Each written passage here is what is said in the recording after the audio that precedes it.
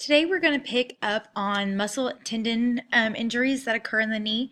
Um, Less common than our ligament injuries that we talked about yesterday, but still happens quite a bit. Okay. So our first one is patella tendonitis. We've seen the word tendonitis before. Remember, anytime we see itis, that means inflammation. So by definition, that term is saying that the patella tendon is inflamed.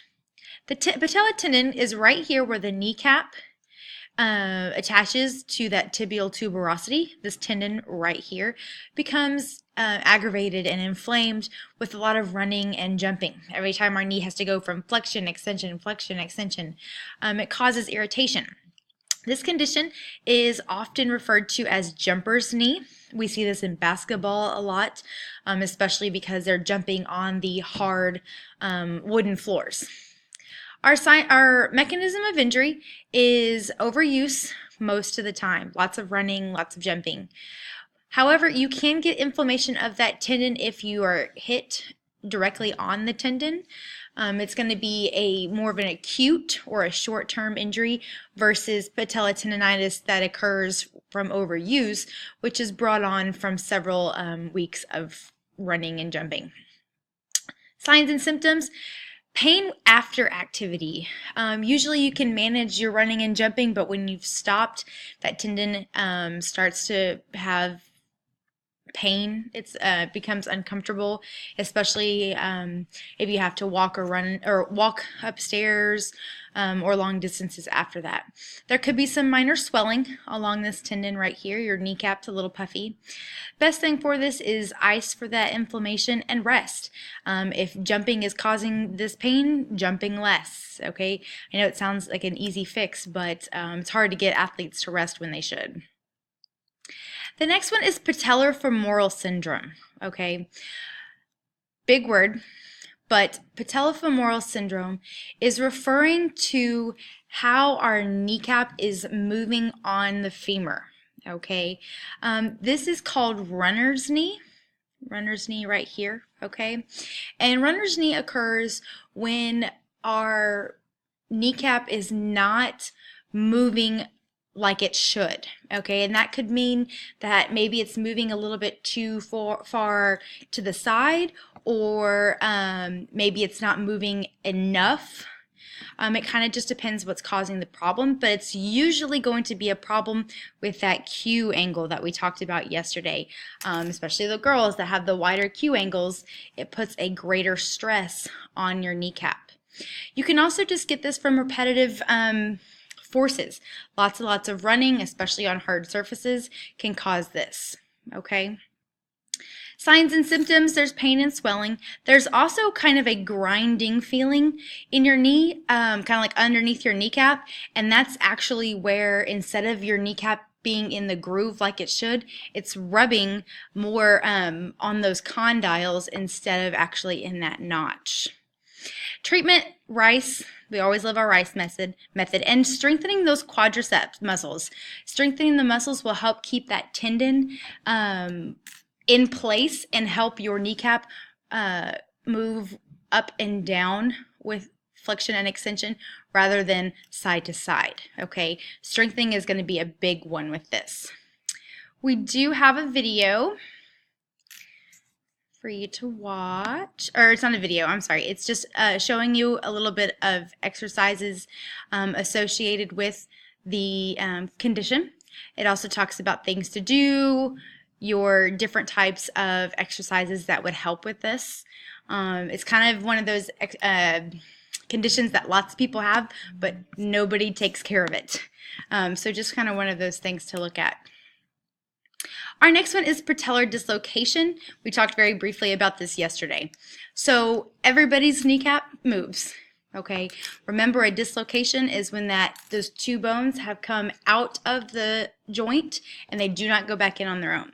So with our mechanism of here, the patella is forced laterally. Okay, his kneecap should be over here. Okay, because here's his tibial tuberosity and it should be straight above. Okay, while the knee is flexed and forced to twist inward. Now that's a whole big jumble of words, but the biggest thing is that kneecap has been pushed out.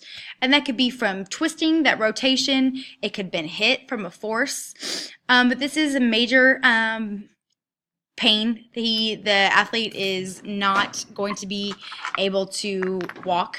Okay, it's going to be a visible deformity.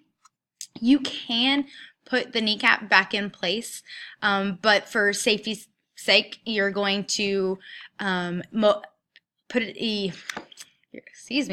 you are going to put the patient in a splint or an immobilizer and go ahead and activate EMS. This is going to be one of those situations where if you've done it once, it'll happen again. So strengthening the quad muscles will really help to prevent this from happening again. Our last section are just other injuries that kind of fall into their own categories, and we have 3. Meniscus injuries, okay? Remember that meniscus is a cartilage in our body that helps with shock absorber. We can have tears to any part, that medial part, the lateral part, it doesn't matter, but you're going to have 12 o'clock. You're going to have an injury to the cartilage, okay? Our mechanism of injury is going to be twisting motion, and it could be the hyperextension as well, and that's similar to our ACL mechanism of injury. So a lot of times you'll see an ACL patient that has both a meniscus injury and the ACL. They can be separate, but you do often see one with the other. Signs and symptoms: pain in this joint line where the tibiofemoral joint is, where the tibia and the femur meet. Pain when they're weight bearing, because the pressure coming from your femur down onto your tibia is actually pressing on your tear. There can be a clicking or a catching sensation. This little tear right here sometimes kind of flaps up, and as the knee's trying to flex, it kind of gets stuck. It's like putting a pencil in the door, and the door won't shut because there's something stuck in that hinge.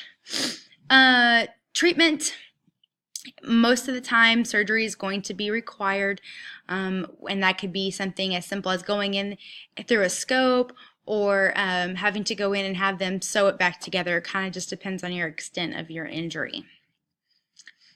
Our next condition is Osgood-Schlatters disorder. This is pretty common, actually. We see this in adolescents, especially boys, okay? Kids are running around, they're jumping around, they're running, they're going crazy.